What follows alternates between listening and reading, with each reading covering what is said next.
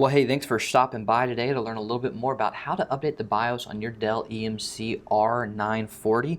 Do us a favor, if you find anything in today's video useful, click that like and smash that subscribe. All right, well, we're gonna get rolling. One of the things I wanted to preface it before we really got started was you have to have an operating system for the method that I'm gonna show you. If you don't have an OS, you won't be able to get to an internet browser, and then everything else that I'm about to show you won't work. So I just wanted to start with that. And then on the note of the internet browser, technically I'm gonna be using Internet Explorer. If you're using Firefox or if you're using Chrome, it will look a little bit different, but the heart of it will be the same, so it won't be anything that's too hard for you guys to figure out, okay? All right, well, let's get started. Go to Dell.com. Under the support tab, you're going to go to View All Support, go to Search Support and type in R940. Click PowerEdge R940.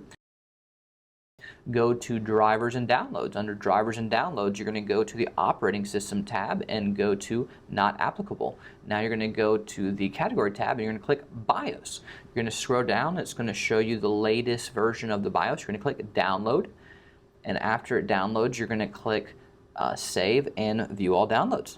Once you've clicked View All Downloads, it's going to take you to a new screen. You're simply just going to double click on the BIOS file to start the install. Then you're going to click the Install button. There's going to be a warning box that's going to pop up that's going to confirm that this is the latest version that you're upgrading to. Simply click Yes to the update, and yes again when the update finishes to restart your system. And it might take a second for the yes to pop up to restart your system. You don't have to restart right now, but technically the BIOS update won't officially happen until you restart your system.